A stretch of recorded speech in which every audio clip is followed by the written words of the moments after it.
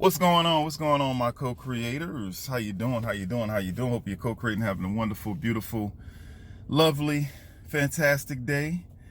I am just pulling up to my guest's house today, and I'm going to go knock on the door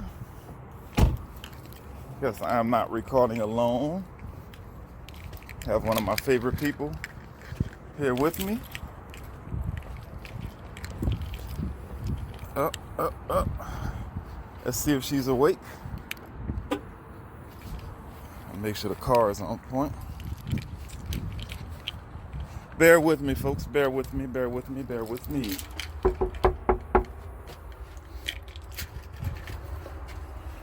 It is I. Hello. Hey, how you doing? Just caught me in the middle of meditation. Really? I don't know. It sounds a little staged to me. We're going to let it slide, though. What's going on? It's good. I'm here. Life is great. You're surviving? If y'all don't know, I have a guest today. Her name is Jameelah. Jameelah. She's back. Mm-hmm. Long sought after guest. You that car voice not going to make it sound weird? It probably won't. I'm not that sensitive. Okay. Anyway, so what's happening, girl? Not much. There wasn't a whole lot going on today, so I was like, hey, I got time to chat it up. Really? I really appreciate you taking out time in your busy day, as a college professor. And what else do you do? I write. I also create online courses. Uh-huh. And I do a lot of creative things. What's your job title? I kind of do what I want. I am the coordinator of teaching, learning, and academic excellence. It sounds like you made that up. No, for the Center of Faculty Excellence. Oh my God! I did not make it up. That is how long my title is. What's the acronym? CFE. That sounds short. CFE department. Or my term. I don't have an acronym for my title. You should. That would be narcissistic. Let me see. Coordinator of Teaching, Learning, and Academic Excellence. So CTT. CTLT. No, CTLA. That's why they pay me the big bucks. See how quick I think on my feet. I don't know about that, but we'll let you have it. Well, that's pretty cool. That's some cool titles there. Well, this is what's so funny about it.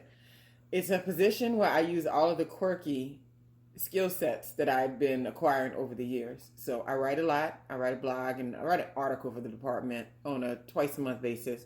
I produce video, which I'm doing right now. So I create training videos for professors to look at later, how to motivate your students, how to get prepared for your first day. Oh, so you do videos with other people, but not with me. Okay.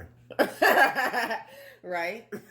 And then I also update websites and write for the website, creating better ways to explain things. And I also conduct workshops when we're actually face-to-face, public speaking, all these little things that I've acquired. I do voiceovers a lot, too. I have a very good speaking voice. Oh, well, excuse me. It's narcissistic. I'm not narcissistic. But you would be shocked that there was a position that encompassed all those little things that I could bring to the table. It's almost like you dreamt it up. I kind of did. Mm-hmm. I'm dreaming up the new one with more of a contract and more of an abundant flow with it. Whatever that means, folks. Well, meaning I don't want to be on a payroll. I'll get it. Yeah, that's important. I mean, that's an example. I mean, because you've pretty much been acquiring all the skills you need for that position over the last, how old are you? Like, last 30 years? I haven't started at 10. Well, that would put you at about 50, right? Well, whatever. Since at least 20, when I went to school in Washington State. I started doing... Actually, but I've been talking to myself doing commercials and stuff since I was like 14. Oh, I know. 13 years old. Yeah. I remember listening to the cooking show you were having in the kitchen by yourself when we were kids. But we had a window kitchen, so I had to talk through the window. I was like, who is she talking to? She's doing a whole show right now. I would do dishwashing liquid. I don't know. My mind would just leave and then start putting on a show. It was fun. That's good. That's good. But yeah, that's how it works, folks. It's like you just never know what skills that you've acquired over the years. You just never know where the road is going to take you. And so later in life, yeah, it's like stuff that you think that's not important or isn't valuable. You may find just this dream opportunity. I don't like using the word job. Ugh. I know. There's no. That's like an oxymoron. Dream job. yeah. It's almost like social distancing. It don't make sense. Yeah, it doesn't make sense. You can't be social and distance at the same time. A dream position. A dream calling. Yeah. Dream opportunity. That's pretty dope, man. So anyway, what's going on with the state of the world today? Oh, check these out. Oh, those are pretty cool. If you all can't see right now, but I'm staring at some very, very uncomfortable socks. They're very comfortable. With a Deep's face all over them. That's the name of the website. It's called Face on Socks or Socks on Face. How long did it take to come in? I think about 2 weeks. 3 Oh, weeks. that long? I wish you would have told me. I would have got those for a birthday gift for someone. Oh. That's a nice gag gift. It's not a gag. I'm sorry. If you give me socks with my face all over them, that's a gag gift. They're actually very, very comfortable. So anyway, what's going on in the state of the world today? What's happening? Well, we got our maskers and we got our anti-maskers out there. Anti-maskers? Yeah, that sounds those ridiculous. people out there causing the ruckus not wanting to wear their mask. That's crazy. People need to just follow instructions, man, and just get along. Get in line, like 1984, George Orwell. That's right. I've been hearing a lot about him lately. If you see something, say something.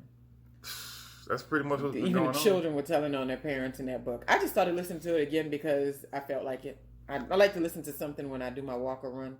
And right now I've been doing George Orwell, and I just finished The Alchemist. So I gotta check out George Orwell. Like I need to be more paranoid. Yeah, they'll say that's really Orwellian. People say that. Right. I don't know if I need that in my brain. I already have enough. A paranoid book from the 1930s. Right. I already have enough going on. That discusses 1984 like it's but it's so funny because we can never really predict what things are going to be called and how it's going to take off. So listening to the book, it's funny when he calls TVs like picture boxes or something like that.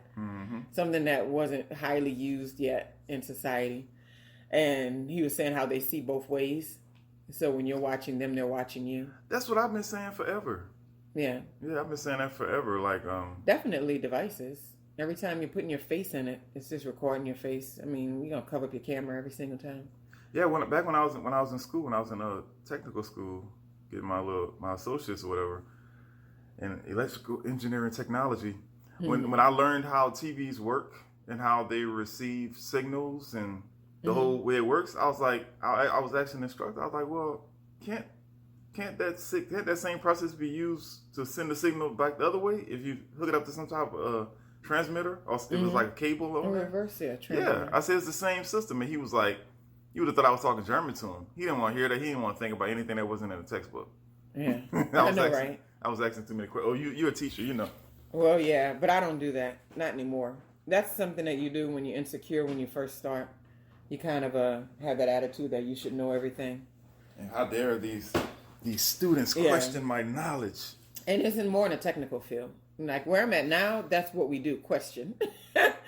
But when I was teaching computer science, it was all about, I'm the giver of the knowledge and you are not, Right, you can't tell me what to do. And now these little snotty-nosed kids go online and get some information off Google and they think they know everything. But the thing about it is they're not very smart at the way that they put things together. You might have one student in a class that's really good at what they grabbed on their own.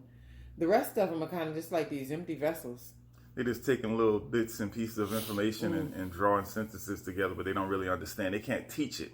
Yeah. I heard that if you can't teach, you don't understand something truly until you can actually teach it to somebody else. Exactly. Yeah. And teach it in a way that they can understand it. Right, exactly. I would do that with new concepts. They would give me a book for a class. I would say, yeah, I could teach it. I taught so many computer classes. Like networking was one of them. It wasn't even my expertise, but they were like, we need somebody. So I taught it. And then I remember like having 3 classes. I would be really rickety in the first class. The second class, it was smoothing out. By the third class, I'd be perfect. I didn't get the terms. I've made connections that I didn't even make myself during the first time. And then I don't need to lecture anymore. Sorry for that first class. Yeah, the first class, they never got the real deal. Yeah. Well, they did get the real deal. Wow. I guess they had to learn and try a little harder. Nothing wrong with that. So anyway, what we got going on here today? I think we've been talking about a little bit of everything. Yeah, I don't mind talking about a little bit of everything. Quick little chat about using your life skills to, well, how you can use your life skills, and if you know how to manifest, and even if you don't know how to manifest, you do know how to manifest though. Well, we're doing it regardless. We're doing it regardless, but you're not really consciously manifesting. Mm-hmm. But yeah, regardless, we use our life skills all the way up to the point we are to get to the next point. You know, there's nothing wasted. Everything is used. Even if you think that, they waste my time. I've had people say that to me. You waste my time. Well, maybe that was a different situation. Yeah, you might have wasted. You waste my good years. Good years. Your good years are any years you're in, man. Unless you're trying to have a baby. You can always adapt. That's true. And adapt. I don't know. A person with an 11 and a 13-year-old. I'm like, been there, done that. You should have one more. I don't think so. Why not? Who would want a baby I'm not saying at 50? 40.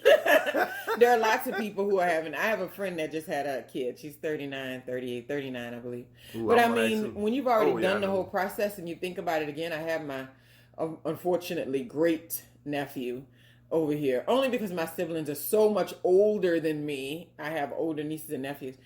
And so I kept a little boy, and I do puzzles a lot. Mm-hmm. And he went upstairs, and my puzzles have been sitting there completed. It's like 12 of them up there on top of each other. I used to put them back in the box, but for some reason I started leaving them done. And I came back from the bedroom, and he mixed them up like a tossed salad. No. I couldn't believe it. I just stood at the top of the stairs and stared at it. And then he ran and went in the bathroom and was peeking out, hiding from me. But there was a smirk on his little face the whole time. Oh, wow. And I was like, who wants to do that again? And I couldn't believe it. It was like, why do I care so much? You stuck in your ways. But no, I didn't believe that I had to care about that kind of stuff anymore. My daughters don't touch anything that don't belong to them. Never. Wow. Yep. I didn't even train them on that. That's just how they are. And I'm like, we act civilized around here. What just happened? Baby happened. I felt raped. I felt abused. That's baby happened. Baby happened. No, I don't want any more baby happenings. Gotcha. So, anyway, I think that's enough for today, guys. Oh, okay. I think that's a quick little visit with Sis. Anything and everything. And I wanted to have her on here because, back when we started doing a show back in, 2012. No, it was before that, right? Oh, it was when Macy was a baby. 6/15/07, 2009. Yeah, 2009 we was doing a show. Mm-hmm. And it's been a long journey, and we kind of been going our own little ways and doing stuff. And I recently decided to just start doing more videos and stuff lately. And I've been kind of on the road every single day. And I think I'm right at 100 videos in a row. And I was like, that's crazy. I didn't think I could do that much at one time. Mm-hmm. And I wanted to bring you on just to kind of, just to culminate that 100, that century mark. Commemorate. Yeah, because working with you actually pushed me along the way and helped me become better at speaking and doing live commentary and stuff like that. Mm-hmm. And so I just wanted to have you on. It was always fun. Yeah. I think the hardest part sometimes is scheduling the time to do things. Otherwise, we could have ran with that idea for a lot longer. But at the time, it's like, how they say you have relationships, you're okay as long as both people don't want to get out at the same time. And we had a moment where we both was like, yeah. You're right. Because it would be you holding on, then me holding on. And, then I had a moment where we both was like, I got to raise small children. I don't have, I got to go get married. Yeah, that's what you went and did. You did. That's what I'm saying. So it's like. Just kidding. Not really. But anyway, our lives kind of took a different turn. But anyway, I appreciate you taking our time to hang out with me. And, on my 100th episode of me just talking about life and about things going on in this world. It's interesting. Very interesting. Anyway, y'all, I won't even do my outro today. I'm just going to say thanks for listening, and we will talk to you later. Godspeed. What does that even mean? That means the world about to fall apart. Oh, you're right about that. Hold on to your purses, your purse straps, your pocketbooks. I think we're tired. Goodbye.